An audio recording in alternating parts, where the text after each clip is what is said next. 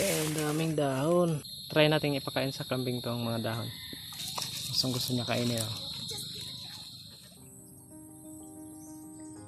Yan, aakitin natin tapos tatanggalan natin ng mga dahon. Yung pagtanggal ng dahon yun yung paraan para mamunga itong prutas na to. Kasi kung hayaan lang siya na maraming dahon, hindi siya basta-basta mamumunga.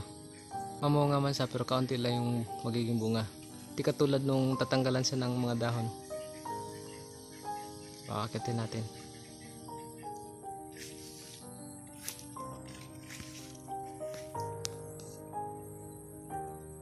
So ang tatanggalan ko lang ng dahon yung maabot ko lang. Tapos hayaan ko na lang yung mga hindi ko kayang abutin kasi malayo na yung iba.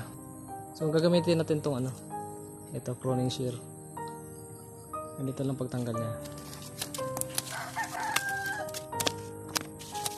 Yan, kada sanga tatanggalan natin ng dahon.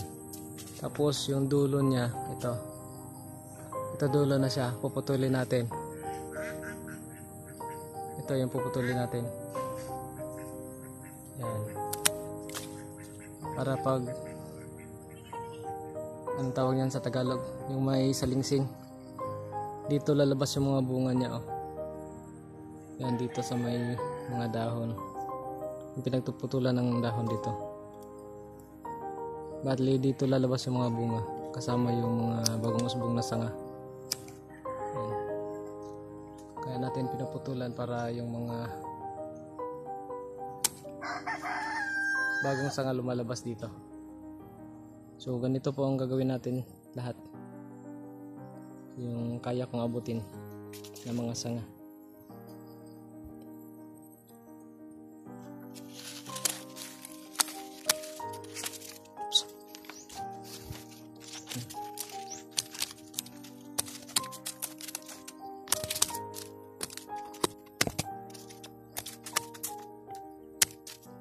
So pwede rin naman tong kamayin lang kasi malambot lang yung dahon niya. Ayan.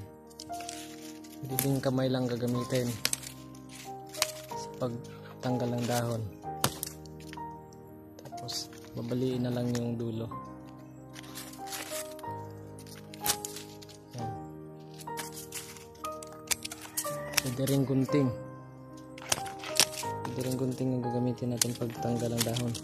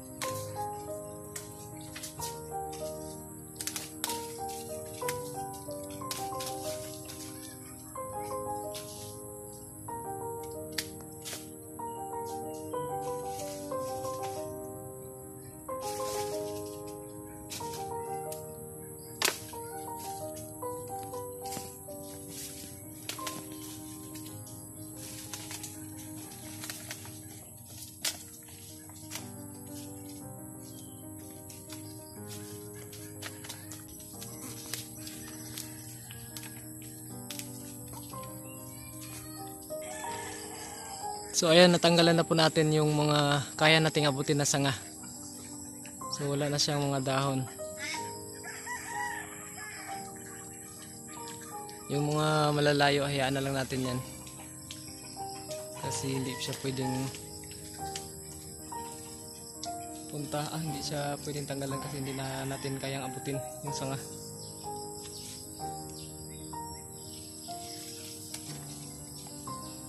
Ayan. Bali, antayan na lang po natin to ng mga 2 linggo. Tingnan natin kung anong magiging resulta niya. Kung lalabas na ba yung mga bunga niya. Kasi minsan depende na rin sa maturity ng sanga. Pag hindi pa siya matured, minsan lang yung bagong sanga lang yung lumalabas, walang bunga. So ito titingnan natin kasi medyo anong tawag nito, guwang na yung isang sanga. So baka sakali marami nang lalabas na bunga nito. Yan.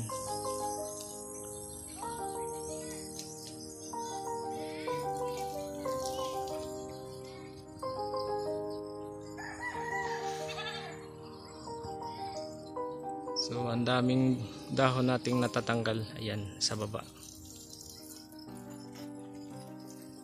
Ayan yung mga dahon na tinatanggal natin, oh.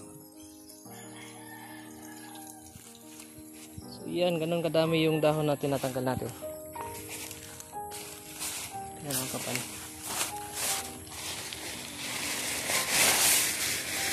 Ayan, ang daming dahon.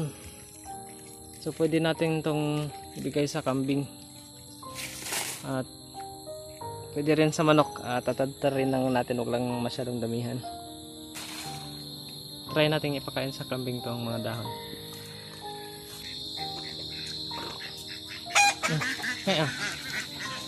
Ayan. So ayan po, hindi natin ipakain sa kambing yung dahon. Gusto niya kainin.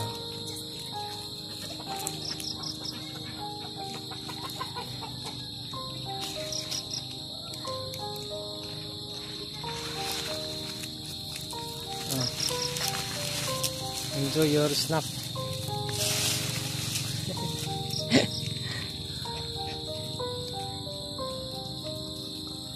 Okay.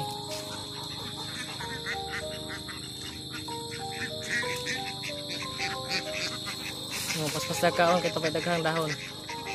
Kalbo na. Suwit lang natin ng mga 2 linggo kumahigit para malaman natin kung mamumunga siya.